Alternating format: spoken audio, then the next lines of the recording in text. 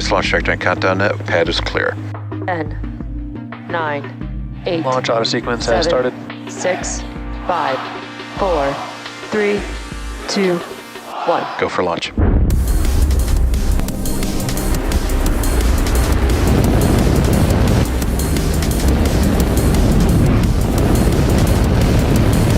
Vehicle is supersonic. Stage separation confirmed.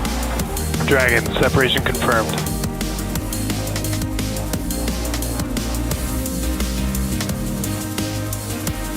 Stage 1 is transonic. Landing legs have deployed. And Falcon 9 has landed. Hello everyone, you are looking at a live view of Falcon Heavy on historic Launch Complex 39A at Kennedy Space Center, awaiting liftoff at 5:56 p.m. Eastern Time. Welcome to our live webcast of the USSF 67 mission from SpaceX headquarters in Hawthorne, California. My name is Jesse Anderson. I'm a production engineering manager here at SpaceX, and I am so excited to be here with you today, bringing you coverage of our first Falcon Heavy mission this year and fifth of all time. Today's mission is a national security space launch mission for the United States Space Force, our second Falcon Heavy mission for the Space Force in about 2 months. Now, just like USSF 44 last November, USSF 67 will launch into a geosynchronous Earth orbit from Launch Complex 39A in Florida. Now, additionally, at the request of our customer, we will again not be showing views of the payload. So we will be ending the webcast just after Falcon Heavy side boosters make their way back to land on Landing Zone 1 and Landing Zone 2 around the T+8 minute mark into flight. Now, in addition to covering today's launch, we're excited to be joining you this weekend as Monday is Martin Luther King Jr. Day. Every third Monday of January, we celebrate the life and legacy of Dr. Martin Luther King Jr., who fought for racial justice and equality for all. Here at SpaceX, we believe that in order to achieve our goals of making humanity multiplanetary, it is essential to create a team with diverse backgrounds and cultures. As we remember Dr. King's legacy this weekend, I hope that we can keep working towards furthering equality every day of the year. Now back to the mission at hand. At T-minus 13 minutes and counting, all systems are currently go for an on-time liftoff. The vehicle is nearly fully loaded with propellants and will complete at T-minus 2 minutes. The range is also green and ready to support. If for some reason we do not launch today, we do have a backup opportunity tomorrow at the same time. Now, at just under T-minus 13 minutes, let's take a closer look at the Falcon Heavy vehicle that you see there on your screen. Falcon Heavy is essentially 3 Falcon 9 rockets strapped together, which means it can carry much larger payloads, not only to Earth orbit, but to the Moon and Mars as well. Now, like Falcon 9, Falcon Heavy is a 2-stage launch vehicle. Now, the big difference is that the Falcon Heavy first stage is comprised of 3 cores, whereas Falcon 9 only has 1. Falcon Heavy has 28 engines in total. Each of these cores has 9 M1D engines, making for a total of 27 engines across all 3 boosters, which you can see there on your screen. The 28th engine is a Merlin vacuum engine on the second stage and will power the payload to its final targeted orbit. Now, altogether, the Merlin 1D engines at the base of Falcon Heavy produce 5 million pounds of thrust. That's equal to 18 747s at takeoff. Now, in fact, the engines produce so much power that we don't run them at full thrust all at once until after liftoff. About 2.5 minutes into flight, the 2 side boosters will separate from the center core and come back down to Earth for simultaneous landings at Landing Zone 1 and Landing Zone 2, which you can see there on your screen. If successfully recovered, these side boosters will be refurbished and used in a future national security space launch. Now, upon side booster separation, the center core will keep firing for about 90 seconds before shutting down its engines and then perform a standard stage separation from the second stage. We will not be attempting to land our center core today as the mission requires more performance. Now, this means that in order to get our payload to where it needs to go for today's mission, the center core will burn the fuel that we would typically use for recovery. And for those of you looking closely, that is why you don't see any landing legs or grid fins on the center core. Now moving towards the top of the vehicle, once the first and second stage separate, the second stage will propel our payload to its intended orbit. At our customer's request, we will not be showing views of stage 2, so immediately after the Merlin vacuum engine on the second stage fires up, we'll be directing all of our attention to the landing of our side boosters. Now above the second stage is where our payload is safely enclosed inside of the fairing. That's at the very top of the rocket there on your screen. The fairing protects the payload from aerothermal loads, heating, and contamination during ascent. Now once we reach the vacuum of space, we will jettison the fairing as the second stage continues on its journey to orbit, and we will be attempting to recover the fairing halves today with our recovery vessel, Bob. Now, as I mentioned earlier, today's launch, USSF-67, is a national security space launch mission for the United States Space Force. Now let's learn a bit more from our customer about today's mission.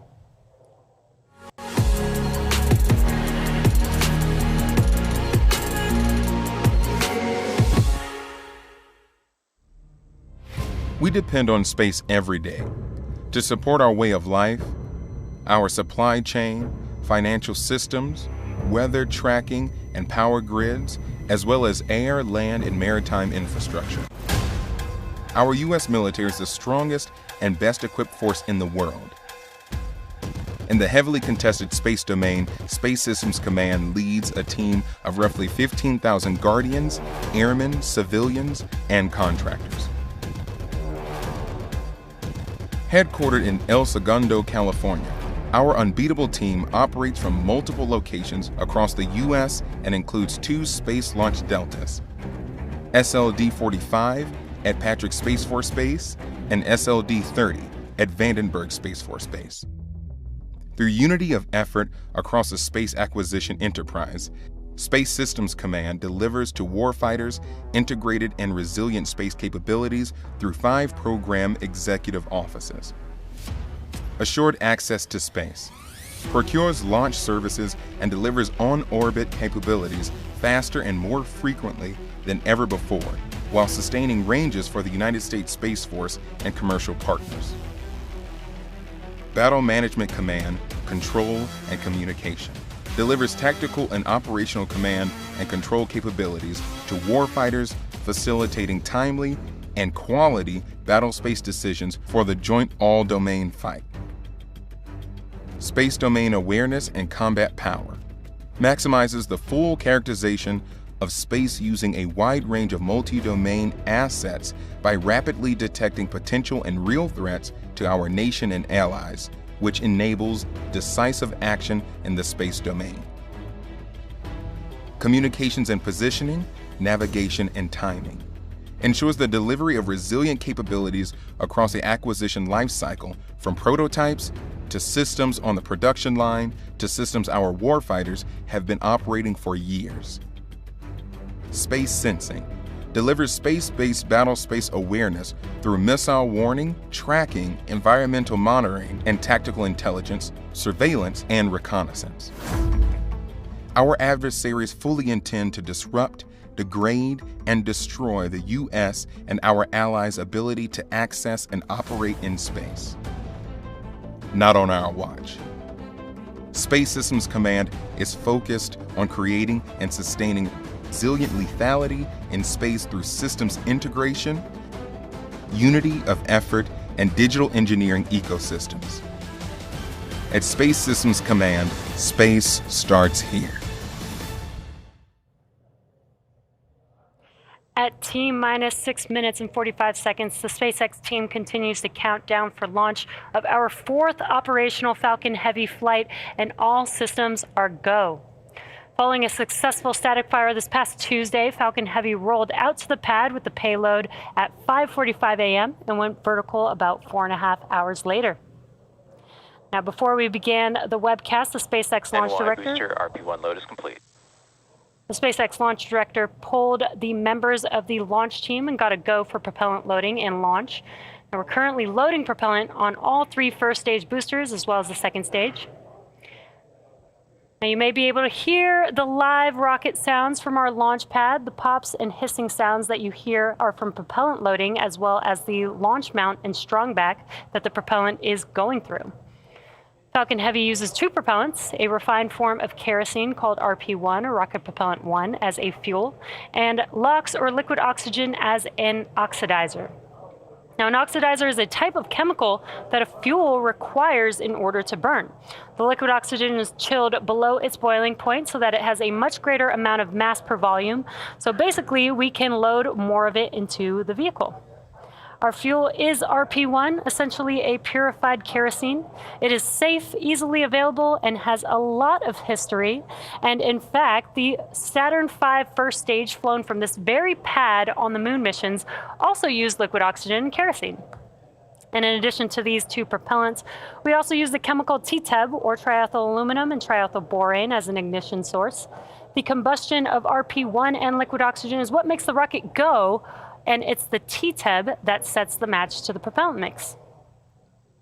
Now, next up, the trusted structure next to the vehicle. Tanks are pressing for a strong back retract. And there's that call out just in time. The structure next to the vehicle is called the strong back, or the TE. And in preparation for retraction, the clamp arms will begin to open. There's clamp arms just there that you can see on your screen below the fairing. Those will begin to open up, and once they are fully open, Back retract in progress. Once they are fully open, then the TE, or the transporter erector, can begin to retract away from the vehicle, and we did hear that call out that the TE retraction process has begun. Now, as I mentioned earlier, today's launch marks our second Falcon Heavy flight in just 11 weeks. And for those of you following along, a lot will happen in the first 4 minutes of flight. And there you can see on your screen that the clamp arms have begun to open. Once those are fully open, the TE can begin to retract away from the vehicle. Now again, a lot will happen in the first 4 minutes of flight. First, we will light the two side boosters, followed by booster lock float is complete. Followed by the center core. Then about 40 seconds after liftoff, we will decrease power on the two side boosters to prepare for max Q, after which Falcon Heavy will throttle back up to full power on the side boosters. Now, 2 minutes into flight, we will... booster lock float is complete. 2 minutes into flight, we will again reduce thrust on the two side boosters, this time to decrease forces on the rocket structure, as the vehicle is now much lighter, but thrust is constant. Now, 2.5 minutes into flight, we will fully turn off the side boosters with booster engine cutoff, or what we call BECO. The pneumatic separation Center system. core lock float complete. Getting good calls. I'm going to pause for each one of those. The pneumatic separation system on the center core then unlocks the two side boosters and pushes them away. Now, once we are clear of the side boosters, the center core throttles up to full power until the center core shuts down with main engine cutoff, or what we call MECO, and then separates from the second stage around the 4 minute mark. And as a reminder, we will not be attempting to recover the center core today, as the mission requires more performance. Now, for those of you looking closely, this is why you don't see any landing legs or grid fins on the center core. And from this point on, very similar to a Falcon 9 mission, the side boosters will be making their way back down to Earth for recovery. The fairing will separate, and the second stage will take the USSF-67 payload out into space. Now, as a reminder, at the request of our customer, we will not be showing views of the payload, so we will be ending the webcast just after our side boosters. Stage 2 lock float complete. Just after our side boosters make their way back down to land on landing zone 1 and landing zone 2, a little after the T+8 minute mark into flight. And as we've mentioned before, launch is hard, and Falcon Heavy is no exception. We are essentially counting down 3 rockets simultaneously, so our team is going to be conservative in case anything pops up in the last couple minutes of the countdown. Now, if for some reason we don't launch today, we do have a backup opportunity tomorrow at the same time. And we did also hear those callouts that propellant loading is now complete on Falcon Heavy. Gas closeouts. So we are now going to vent out the liquid oxygen line on the transporter erector. Next up will be Falcon Heavy in startup, and that will be at the T-1 minute mark. That's where the internal flight computers take over the launch countdown.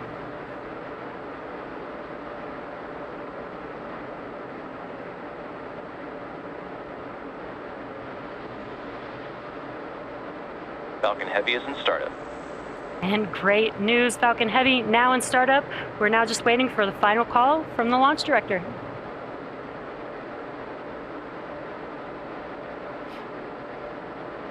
This is the mission director. Go for launch. And excellent news, all systems are go for launch of Falcon Heavy with USSF 67. T-minus 30 seconds.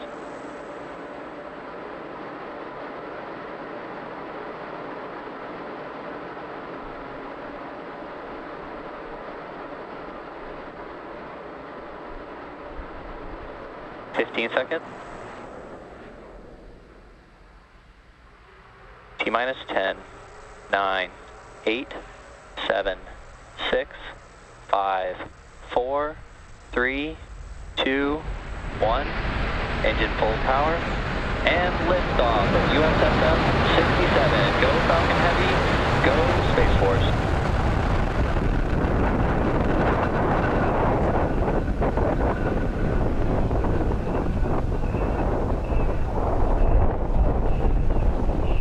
Booster chamber pressures are nominal.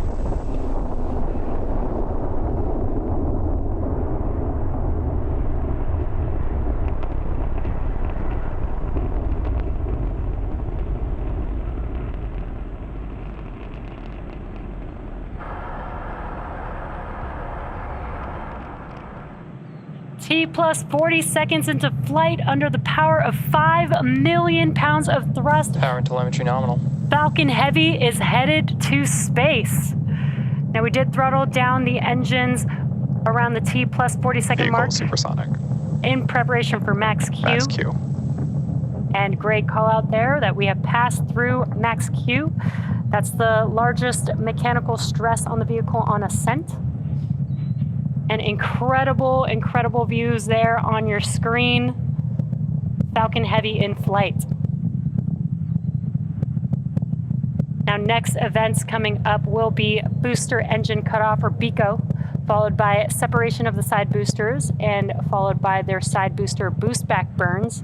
And then will be center core main engine cutoff, or what we call MECO. Again, those events coming up here just under a minute away. That will be BECO. That's where the side boosters engines will shut down. The center core will push those side boosters away from the vehicle. Then those two side boosters can begin to make their way back down to Earth with their boost back burns. And on your right-hand screen, you could see the views from each of those side boosters.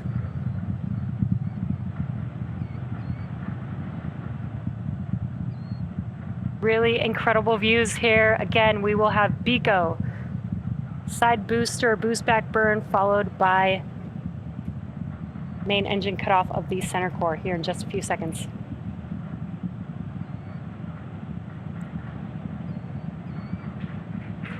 Side booster separation.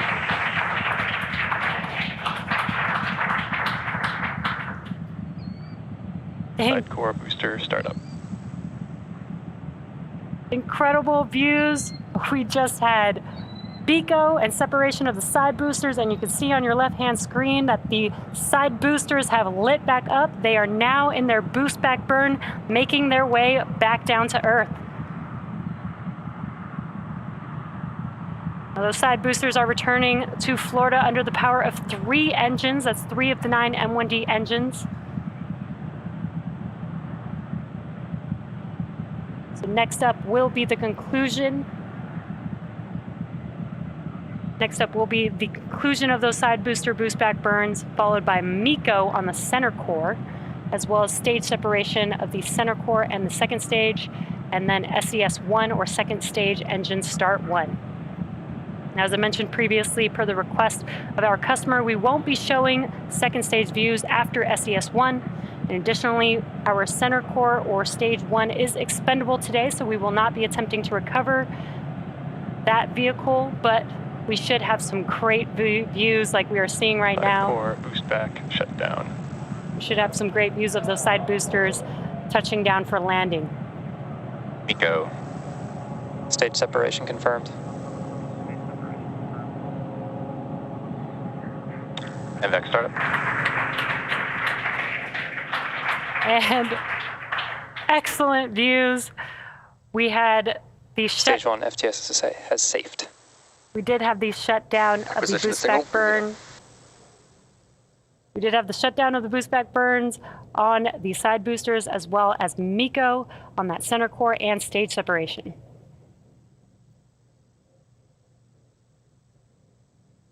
We are waiting for confirmation of a call out of the fairing separation.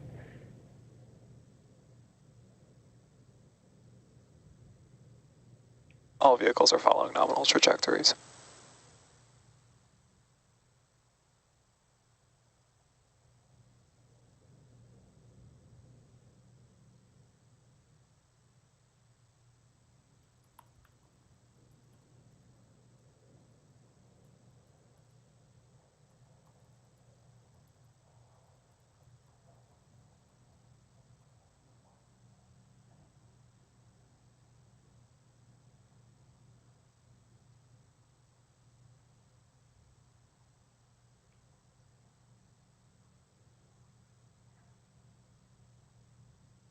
So currently stage 2 is still making its way to its targeted drop-off orbit, while the side boosters are making their way back down to land.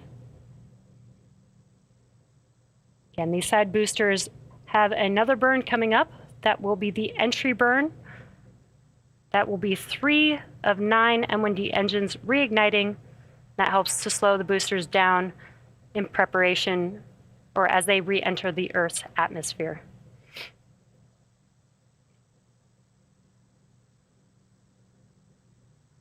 We got some views here from those side boosters there on your screen. Now, at the time of separation, the side boosters were traveling slow enough to turn around and make their way back to land, to our side-by-side landing pads. If we have successful landings today, we'll mark the 163rd and 164th landing of an orbital class rocket. As I mentioned earlier, the center core will be expendable, and we are not attempting to recover it today. Side core entry burn startup. And there you can see on your screen, the entry burns for these side boosters have begun. They're just about 12 seconds long. PY FTS has saved and NY FTS has saved. And the entry burns for both side boosters have now concluded. Now next up will be the final burn for each of these side boosters. That is the landing burn. It is just a single engine burn, the center E9 engine. Each one of these M1D engines have about 190,000 pounds of thrust. So that is enough to slow the vehicle down just in time for landing. And you could see the coast of Florida in the background. Side boosters are transonic. Now that landing burn coming up here in just about 20 seconds or so. Landing burn will last about 20 seconds long. Again, we are scheduled to land on landing zone 1 and landing zone 2. Landing burn. And there are those landing burns have begun on the side boosters, so let's watch as they touch down. Stage 2 is on terminal guidance. Stage 2 FTS is saved. Booster landing leg deployed.